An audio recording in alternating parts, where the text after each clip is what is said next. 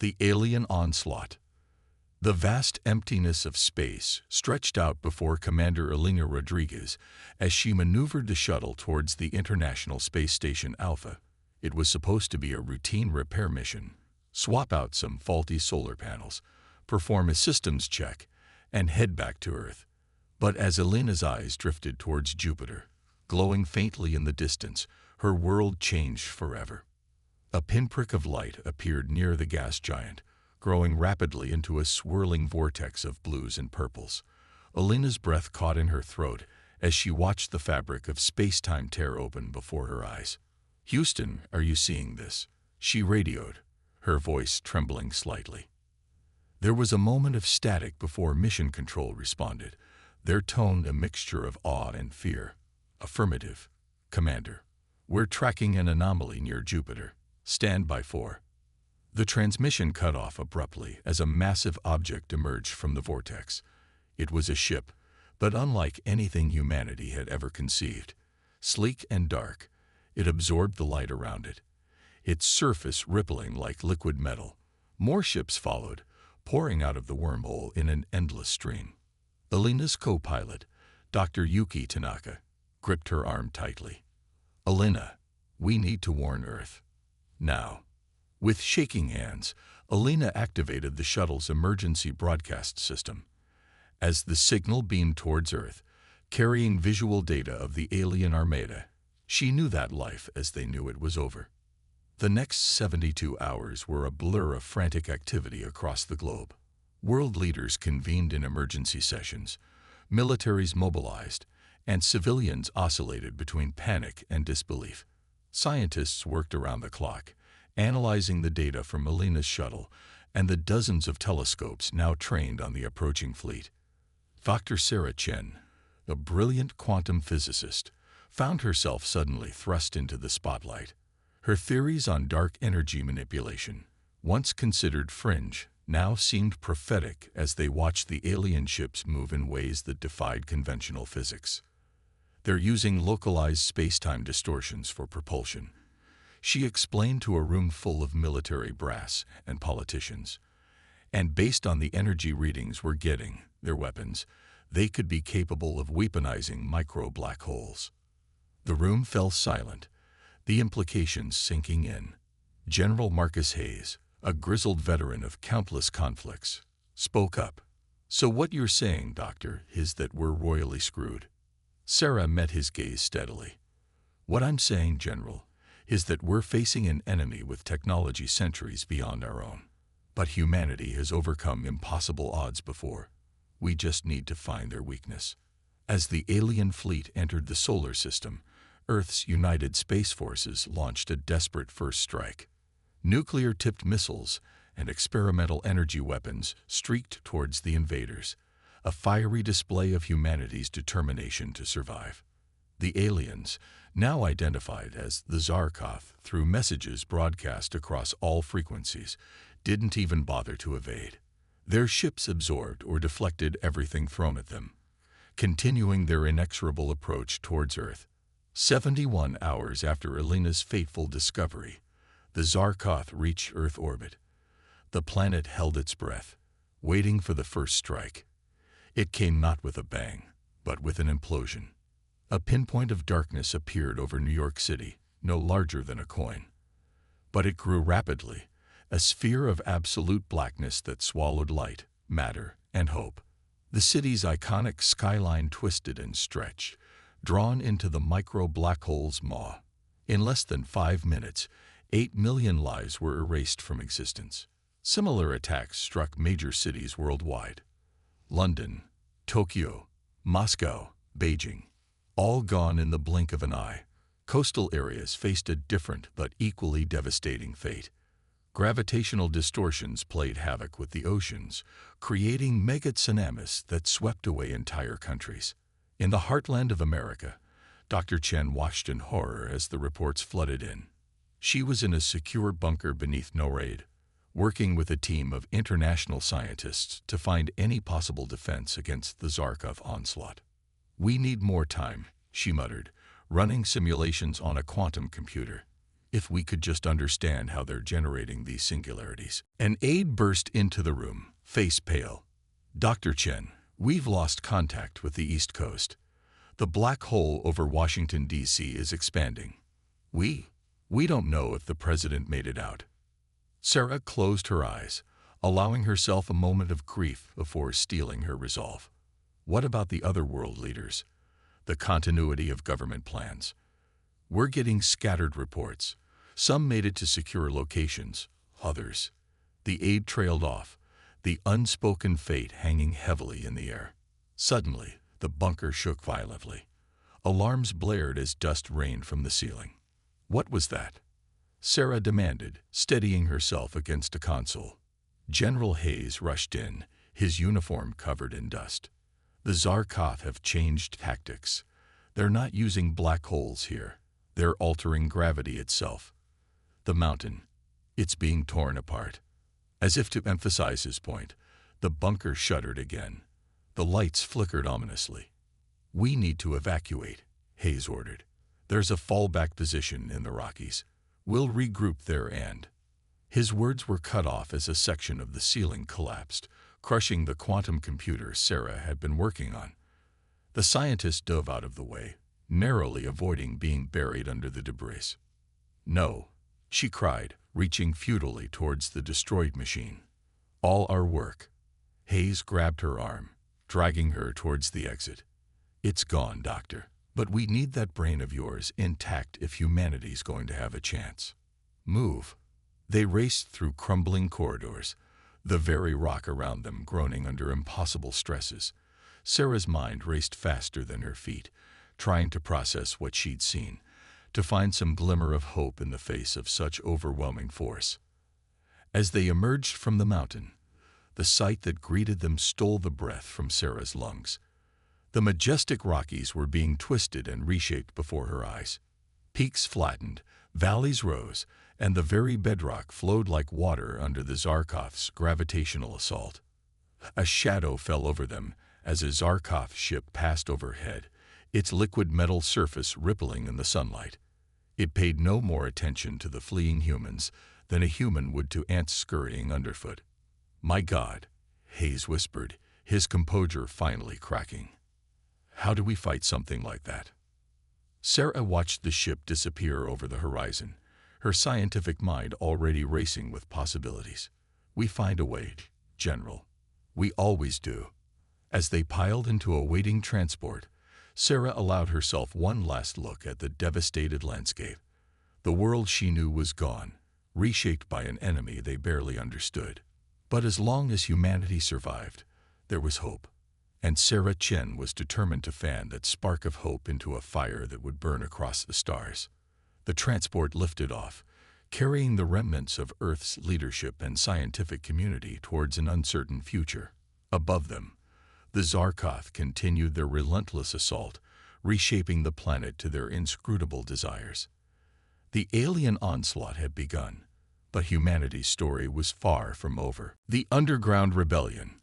3 months after the Zarkov invasion began, Dr. Sarah Chen found herself in a place she never imagined she'd be. Deep underground in an abandoned Cold War-era bunker, surrounded by the remnants of humanity's resistance. The cavernous space, once filled with the hum of government operations, now buzzed with the desperate energy of survivors. Sarah ran a hand through her unkempt hair, staring at the makeshift holographic display before her. It showed a real-time map of Zarkov activity across what used to be North America. Red dots pulsed ominously, representing alien terraforming operations. They're pushing further into the Midwest, she muttered, tracing a finger along the shifting front lines. Colonel Aisha Kazemi, once a decorated Special Forces operator and now de facto leader of their ragtag group, leaned in to study the map. We lost contact with the Chicago cell last night. No way to know if they made it out before the gravity wells hit. Sarah closed her eyes, allowing herself a moment of grief. Every lost outpost, every fallen city, represented more than just tactical setbacks. They were people, friends, allies, irreplaceable minds in humanity's fight for survival. We can't keep running forever, Aisha, Sarah said, her voice low but intense. "There has to be a way to fight back." Aisha's face hardened. "With what?" "Conventional weapons are useless against their shields. Our best hackers can't even begin to crack their systems. Face it, Doc, we're outmatched in every." She was cut off by a commotion near the bunker's entrance. A group of scouts rushed in, supporting a wounded man between them. Sarah's heart leaped when she recognized him. Dr. Elias Kama, a brilliant geologist who'd been part of a mission to study Zarkoth mining operations. "Elias," Sarah rushed to his side, helping ease him onto a nearby cot. "What happened? Did you find anything?" Elias coughed, his dark skin ashen with pain and exhaustion, but his eyes gleamed with excitement. "Sarah, you won't believe. We found it. The key to fighting back." As the medical team worked on Elias, he shared his discovery. His team had noticed something odd about Zarkoth mining patterns. They avoided certain areas rich in a rare isotope found deep in Earth's crust. "It's not just avoidance," Elias explained, wincing as a medic cleaned a plasma burn on his arm. "We managed to capture some readings. When their tech gets near high concentrations of this isotope, it glitches, like there's some kind of interference." Sarah's mind raced with the implications. "Elias, this is, if we can replicate this effect, weaponize it somehow, we have a chance," Aisha finished, her earlier pessimism giving way to cautious hope. Over the next few weeks, the bunker transformed into a hive of feverish activity. Sarah led a team of scientists, working around the clock to understand the isotope's properties and how they interacted with Zarkoth technology. They scavenged parts from old nuclear reactors, jury-rigged sensors, and pushed their limited equipment to the breaking point. Meanwhile, Aisha coordinated with other resistance cells, organizing daring raids to gather more samples and test their developing theories. It was during one of these raids that they made another breakthrough. A team led by former Navy SEAL Jack Harper managed to salvage parts from a downed Zarkoth scout ship. Among the twisted alien metal, they found something unexpected: a suit of what appeared to be advanced stealth armor. "It's like nothing I've ever seen," Jack reported, his gruff voice filled with awe. "The material adapts to its surroundings, bending light and other forms of energy around it. With this, we could walk right into a Zarkoth base undetected." Sarah examined the suit, her scientific curiosity warring with the practical implications. "If we could reverse engineer this, combine it with what we've learned about the isotope." Aisha nodded, already seeing the tactical advantages. "We could hit them where they least expect it. But we'll need more than one suit." The next month was a blur of breakthroughs and setbacks. Sarah's team worked tirelessly to merge the alien stealth technology with their isotope-based disruption field. They managed to create a handful of prototype suits, each one a patchwork of human ingenuity, and salvaged alien tech. But as hope grew within the resistance, so did an insidious threat from within. It started small, supply caches found empty, communications mysteriously garbled. At first, they chalked it up to the chaos of their situation. But as their plans for a major offensive came together, the sabotage became more blatant. A test of their isotope-enhanced EMP weapon failed spectacularly, merely collapsing part of the bunker. Vital intelligence about Zarkoth patrol routes vanished from their secure servers. The whispers began. There was a traitor in their midst. Paranoia spread through the ranks like wildfire. Longtime friends eyed each other with suspicion. Every setback, every mistake was scrutinized for signs of deliberate sabotage. The very trust that had kept them alive and fighting began to fray. Sarah found herself in the uncomfortable position of both scientific leader and impromptu investigator. She pored over logs, cross-referenced access records, and conducted discreet interviews, all while trying to keep their vital research on track. "We're falling apart from the inside," she confided in Aisha late one night, her voice barely above a whisper. "If we don't find this mole soon, it won't matter what weapons we develop. We'll have lost already." Aisha's face was grim in the dim light of the command center. I know, but we can't let this derail everything we've worked for. The offensive has to proceed as planned. We may not get another chance like this." Sarah nodded, the weight of their situation pressing down on her. They were racing against time on multiple fronts, to perfect their new weapons, to root out the traitor, and to strike before the Zarkoth completed their terraforming of Earth. As the day of the planned attack approached, tensions in the bunker reached a boiling point. Accusations flew, fistfights broke out, and more than one suspected traitor found themselves locked in makeshift cells. It all came to a head 48 hours before the mission launch. Sarah was double-checking the calibration on the stealth suits when alarms blared throughout the bunker. The main entrance had been breached. She rushed to the command center, heart pounding. The scene that greeted her was one of chaos. Resistance fighters scrambled for weapons, shouting orders and warnings. On the main screen, grainy camera footage showed a squad of Zarkoth soldiers entering the outer tunnels. "How did they find us?" Sarah demanded, her mind reeling. Aisha was already coordinating a defense, her voice steady despite the crisis. "Doesn't matter now. We need to hold them off long enough to evacuate. The mission comes first," Sarah finished. They shared a look of grim understanding. What followed was a desperate battle through the twisting corridors of the bunker. The resistance fighters, though outnumbered and outgunned, used their knowledge of the terrain to deadly effect. Makeshift traps and ambushes slowed the Zarkoth advance. Sarah found herself in the thick of it, applying her scientific knowledge in ways she never imagined. She rigged power conduits to overload, creating electromagnetic pulses that temporarily disrupted Zarkoth weapons. She guided teams through maintenance shafts, using her intimate knowledge of the bunker's layout to outmaneuver the aliens. As the evacuation proceeded, a horrible realization dawned. The Zarkoth weren't just attacking randomly. They were heading directly for the labs where the new weapons were stored. "The mole," Sarah gasped, ducking as alien plasma fire sizzled overhead. "They're not just here to wipe us out. They're after our research." With no time to spare, Sarah made a fateful decision. She sprinted toward the labs, dodging through the chaos of battle. She reached the reinforced doors just as the sounds of Zarkoth weapons grew deafeningly close. Her fingers flew over the keypad, inputting a code that would initiate an emergency purge. As the system began to overload, destroying their prototypes and research data, Sarah felt a mixture of despair and determination. They'd lost their base, their weapons, perhaps even their only chance at turning the tide. But as long as the knowledge remained in her mind and the minds of her team, hope wasn't lost. Humanity would have another chance to rebel, to fight back against the overwhelming odds.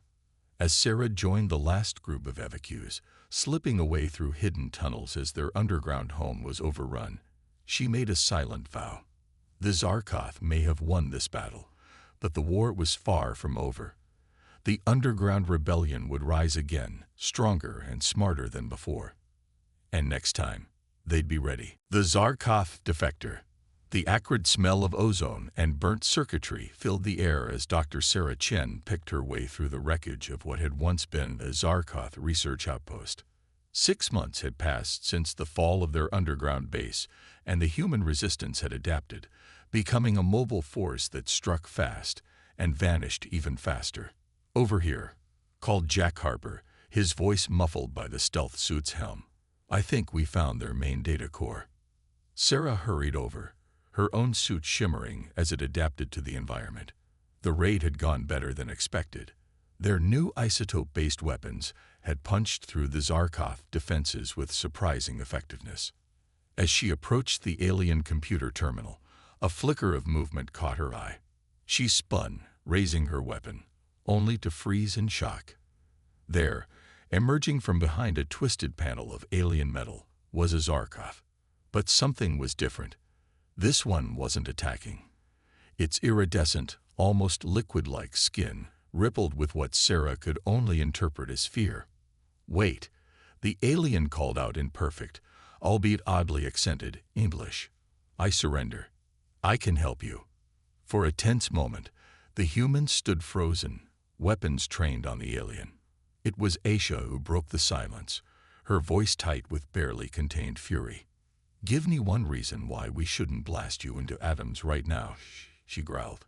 The Zarkov's form shimmered, its coloration shifting to a pale, almost sickly hue. "Because I know why we're really here, and I want to stop it." Hours later, back at their new hidden base, a repurposed missile silo in the Rocky Mountains, Sarah found herself in the surreal position of interviewing the Zarkov defector. The alien, who called itself Saltar, was secured in a makeshift containment field reverse-engineered from their own technology. "Start from the beginning," Sarah said, trying to keep her voice steady. "Why are you really here? Why Earth?" Haltar's form rippled, a gesture Sarah was beginning to interpret as their equivalent of a sigh. "We are refugees, Dr. Chen, fleeing a horror beyond your imagination." The story Zaltar told chilled Sarah to her core. The Zarkov, for all their advanced technology, were running scared.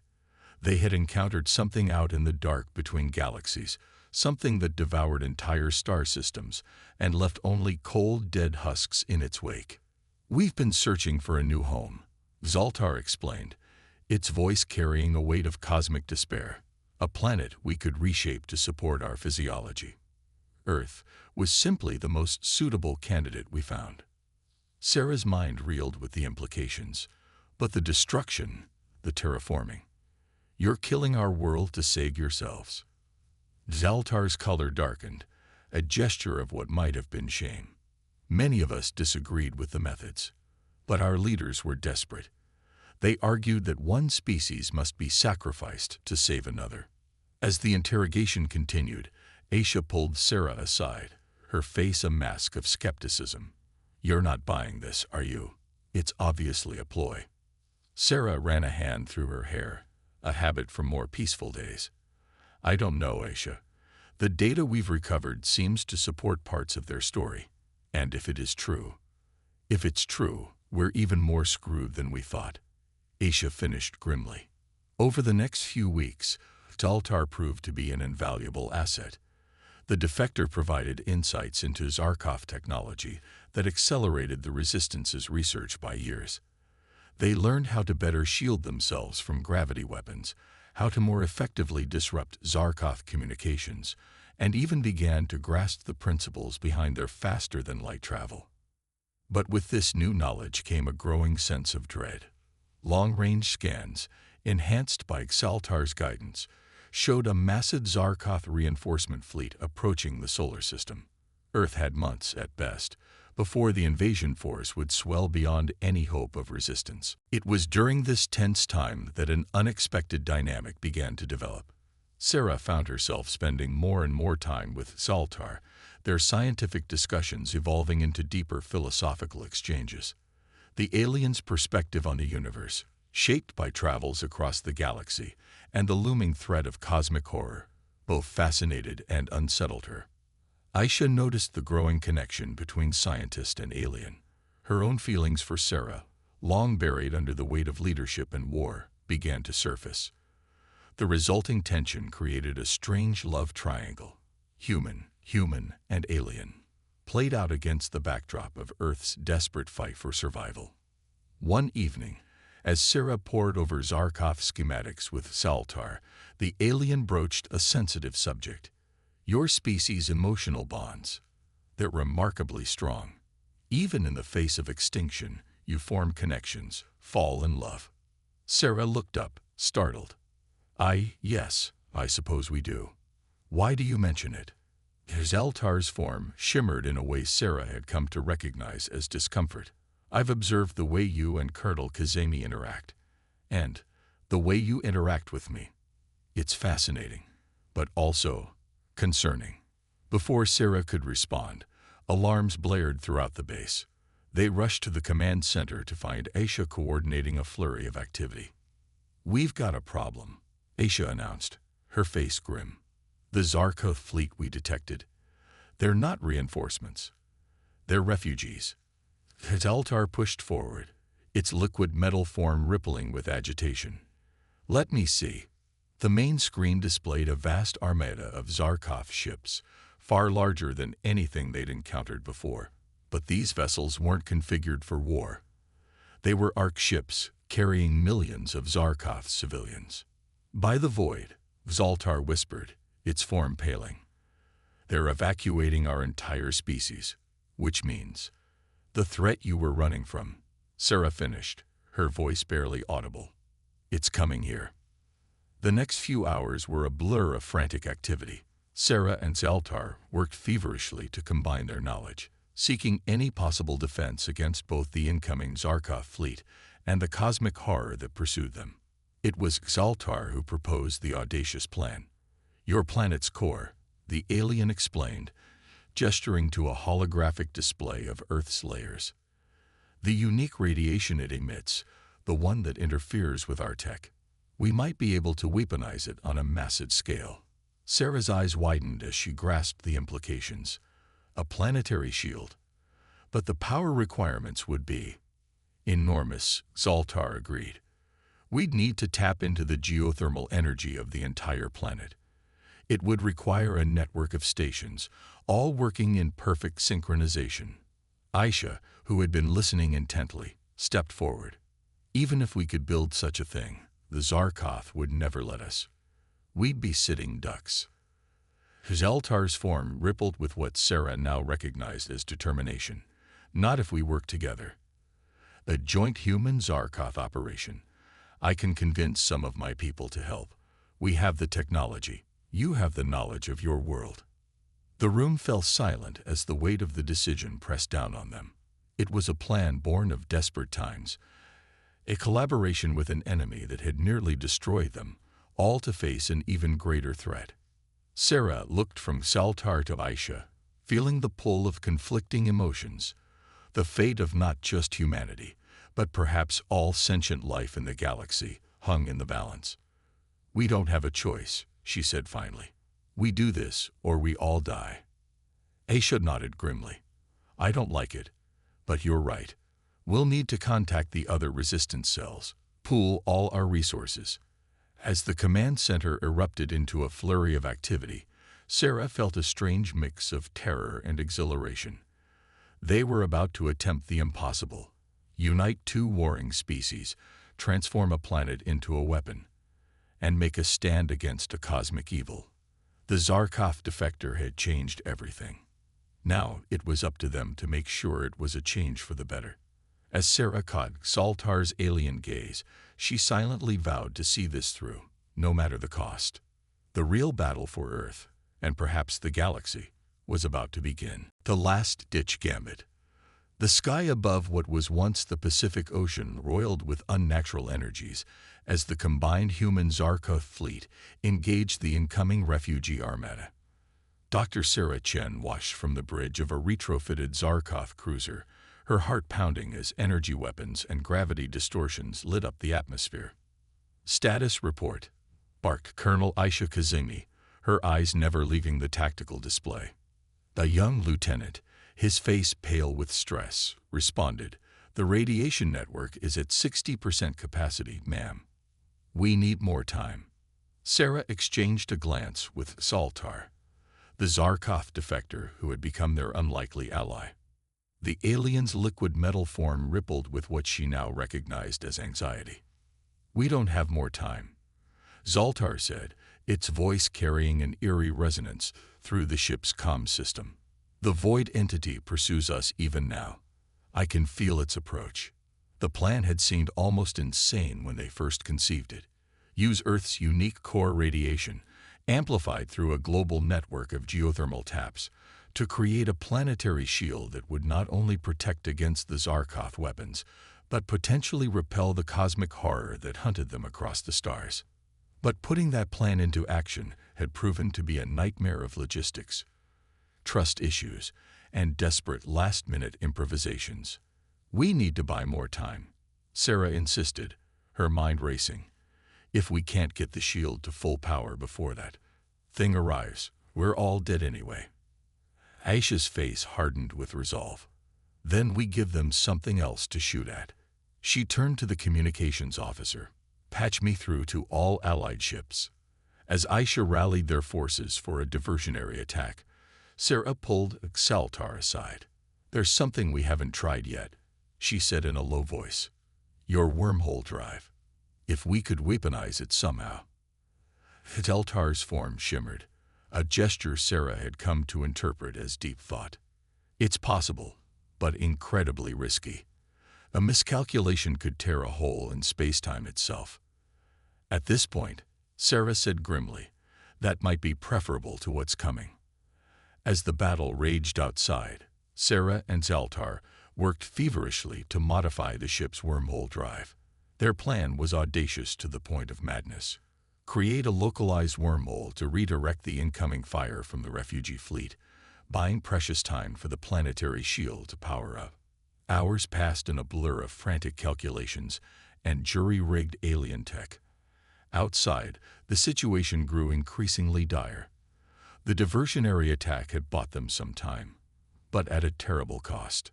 Ships on both sides were being torn apart by gravitational weapons and exotic energy beams. Finally, as the refugee fleet broke through the last line of defense, Sarah looked up from her work. "It's ready, I think." Xaltar's form rippled with what might have been a nod. "We must act now." The void entity's presence grows stronger by the moment. They rushed back to the bridge, where Aisha was coordinating a fighting retreat. The colonel's face was streaked with sweat and grime, her uniform torn from a near miss with a hull breach. "Tell me you have something," Aisha said, her voice hoarse from shouting orders. Sarah quickly explained their plan. Aisha's eyes widened as she grasped the implications. "You're talking about opening a wormhole in the middle of a battle. The risks are less than certain annihilation." Xaltar interrupted. "We must act now." For a moment, the three of them locked eyes. Human, and alien, united in this desperate gamble for survival. Then Aisha nodded. "Do it." What followed was a sequence of events that would be debated and analyzed for generations to come. As Sarah and Xaltar initiated the modified wormhole drive, reality itself seemed to warp around their ship. A swirling vortex of impossible colors burst into existence directly in the path of the incoming Zarkoth fleet. For a breathless moment, nothing happened. Then, with a silent flash that seemed to bypass their eyes and burn directly into their brains, the wormhole expanded. It caught the lead ships of the refugee fleet, swallowing them whole before they could react. "It's working," Sarah exclaimed, her eyes fixed on the sensor readings. "The wormhole is redirecting their fire, sending it somewhere else." But their elation was short-lived. As more of the refugee fleet was drawn into the wormhole, the fabric of space-time began to buckle under the strain. Alarms blared throughout the ship as sensors registered gravitational distortions beyond anything they had encountered before. "We need to shut it down," Aisha shouted over the cacophony of warnings. "It's tearing everything apart." Sarah's fingers flew over the alien controls, trying desperately to contain the forces they had unleashed. But it was too late. The wormhole had taken on a life of its own, growing and pulsing with energies beyond their comprehension. And then, just as it seemed the very planet would be torn asunder, a new presence made itself known. It started as a feeling, a deep primal dread that sent shivers down Sarah's spine. She looked at Xaltar and saw the alien's form had gone completely still, its color drained to a sickly pale. "It's here," Xaltar whispered, terror evident in its voice. Through the ship's viewports, they watched in horror as something began to emerge from the depths of space. It defied description, a writhing mass of darkness that seemed to devour light itself. Tendrils of void reached out, prodding the edges of their reality. The cosmic horror, Sarah breathed, her scientific mind struggling to process what she was seeing. It used our wormhole as a shortcut. As the eldritch entity pushed its way into their universe, a strange thing happened. The wormhole, still pulsing with the redirected energy of the Zarkoth weapons, intersected with the creature's form. There was a moment of impossible silence, followed by a psychic scream that threatened to shatter their sanity. The void entity recoiled, apparently wounded or at least disrupted by the energies pouring through the wormhole. It thrashed in space, its tendrils lashing out blindly and catching ships from both the human Zarkov alliance and the refugee fleet. The shield. Aisha's shout snapped Sarah back to reality.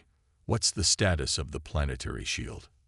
Sarah scrambled to check the readings, her heart leaping as she saw the numbers. It's at full power. Activating now. With a sound like 1,000 thunderclaps rolled into one, the planetary shield sprang to life. A shimmering dome of energy enveloped the Earth, pushing back against both the void entity and the remnants of the Zarkov fleet. For a moment, it seemed as though they had done it, found a way to protect their world against threats beyond imagination.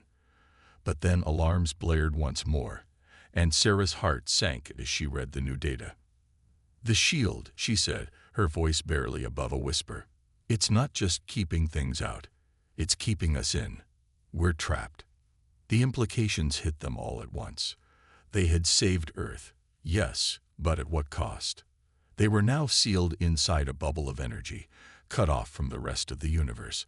And outside that bubble, an unknowable cosmic evil still lurked, waiting. As the realization of their situation sank in, Sarah found herself drawn to the viewport once more. She watched as the void entity, seemingly stymied by the shield, began to retreat back into the depths of space. The remaining Zarkov ships, both from their alliance and the refugee fleet, hung in orbit, their weapons silent. "What now?" Aisha asked, her voice uncharacteristically uncertain. Sarah looked from Aisha to Xaltar, feeling the weight of impossible choices. They had survived, against all odds. But the real challenge, finding a way to coexist, to build a future on this sheltered Earth, was just beginning. "Now," Sarah said, squaring her shoulders, "we figure out how to live with the choices we've made, all of us together." As their ship began its descent back to the planet's surface, Sarah couldn't shake the feeling that this was not the end of their story, but merely the beginning of a new chapter. One filled with challenges, yes, but also with hope. Hope that together, humans and Zarkov alike, they could forge a future bright enough to keep the darkness at bay. Rewriting the stars.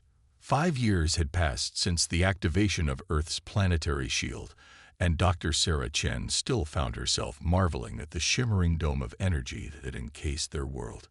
From her vantage point atop the newly constructed Unity Tower, a gleaming spire of human and Zarkov architecture that pierced the clouds, the shield looked like a second atmosphere, rippling with auroral lights. Beautiful, isn't it? The liquid metal form of Xaltar coalesced beside her, its surface reflecting the ethereal glow. "Though I suspect you didn't call me up here just for the view." Sarah smiled, though it didn't quite reach her eyes. "Perceptive as always, old friend. We've made a breakthrough with the shield modulation. I think we might be able to punch a hole through it. Temporarily, of course." Xaltar's form rippled with surprise. "You're certain? The risks are less than the risk of remaining isolated forever," Sarah finished. "We need to know what's out there. If the void entity is still waiting, or if—" She trailed off, but Xaltar understood. The question that had plagued them all these years, had they truly escaped cosmic horror, or merely postponed their reckoning? Their contemplation was interrupted by the arrival of Colonel, now General, Aisha Kazemi. Time and responsibility had etched new lines on her face, but her eyes were as sharp as ever. "I see you've told our resident alien the good news," Aisha said, joining them at the observation deck's railing. "The council is assembling as we speak. It's time to decide our next move." The council chamber, located deep within Unity Tower, was a marvel of collaborative engineering. Holographic displays powered by Zarkov tech merged seamlessly with human ergonomic design. Around a circular table sat the leaders of this new unified Earth, human politicians and scientists, Zarkov elders, and military commanders from both species. Sarah took her place between Aisha and Xaltar, keenly aware of the tension in the room. What they were about to propose would change everything. again. Distinguished members of the council, Sarah began, her voice steady despite her nerves. As you know, we've been working tirelessly to understand and control the planetary shield that has been both our salvation and our prison. Today, I'm pleased to announce that we've had a breakthrough. She launched into a technical explanation of their findings, detailing how they could create a temporary aperture in the shield, large enough for a ship to pass through, but small enough to minimize the risk of outside threats slipping in. As Sarah spoke, she couldn't help but reflect on the journey that had brought them here. The initial terror of the Zarkov invasion, the desperate struggles of the resistance, the unlikely alliance forged in the face of cosmic horror. And through it all, the complex dance of relationships. Her deep friendship and budding romance with Zaltar, the rekindled flame with Aisha, the bonds forged across species lines. "What you're proposing is madness," one of the human counselors sputtered when she had finished. "We're safe here, protected. Why risk everything on a foray into the unknown?" A Zarkov elder, its form shimmering with agitation, countered, "And what of our people still out there? The refugees who didn't make it through? We have a responsibility to search for them." The debate raged for hours. The risks were enormous, but so too was the cost of inaction. Humanity had always been driven to explore, to push boundaries. And the Zarkov, for all their advanced technology, knew the pain of being cosmic refugees all too well. In the end, it was Aisha who tilted the balance. "5 years ago, we faced extinction," she said, her voice cutting through the arguments. "We survived because we dared to try the impossible. We trusted each other when trust seemed foolish. I say we honor that spirit now. We go through that hole in the shield, we find out what's waiting for us, and we face it together." The vote was close, but the decision was made. A mission would be launched. A single ship crewed by the best and brightest of both species. They would pass through the shield, explore the nearby star system, and return with news of what lay beyond their protected bubble. As the council adjourned, Sarah found herself swept up in a whirlwind of preparation. There was so much to do, so many systems to check and recheck. The fate of 2 civilizations would rest on the success of this mission. Weeks passed in a blur of activity. A ship was chosen, a Zarkov cruiser modified with the best of human ingenuity. Its wormhole drive was augmented with the shield-piercing technology, allowing for quick retreat if needed. The crew was selected, a mix of human and Zarkov experts in various fields. And at the heart of it all, a decision that surprised no one. Sarah, Aisha, and Zaltar would lead the mission themselves. The night before launch, Sarah stood once again atop Unity Tower. The shield above pulsed with energy, a constant reminder of their isolation and their fragile safety. Having second thoughts, Aisha's voice was soft as she joined Sarah at the railing. "A few hundred, give or take," Sarah admitted with a wry smile. "You?" Aisha shook her head. "I go where you go. Both of you," she added as Zaltar approached. The 3 of them stood in comfortable silence, their unlikely bond a testament to the changes they'd all endured. Human, and alien. Yet those distinctions seemed to matter less with each passing day. "Whatever we find out there," Zaltar said, its voice carrying a hint of its old uncertainty, "we face it as one." Sarah nodded, feeling a swell of emotion. "As one," she echoed. The next morning, as the modified cruiser rose from its launch pad, Sarah felt a familiar mix of terror and exhilaration. Through the viewscreen, she watched as they approached the shimmering barrier of the planetary shield. "Shield modulation in progress," reported a young Zarkov technician, its form rippling with concentration. "Aperture forming in 3, 2, 1. There was a moment of gut-wrenching disorientation as they passed through the hole in the shield. And then, suddenly, they were through. The star-studded expanse of open space stretched out before them, beautiful and terrifying in its vastness. For a breathless moment, they all waited, half expecting the void entity to materialize before them.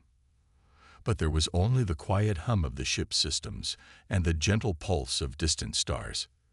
"Well," Aisha said, breaking the silence, "I guess we've got some exploring to do." As they set course for the nearest star system, Sarah felt a profound sense of hope. They had survived invasion, cosmic horror, and isolation. They had forged a new society from the ashes of conflict. And now, they were taking their first steps back into the galaxy.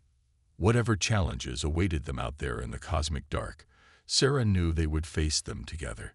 Human and Zarkov, not as separate species, but as a united people with a shared destiny. They had rewritten their own stars, defied fate itself.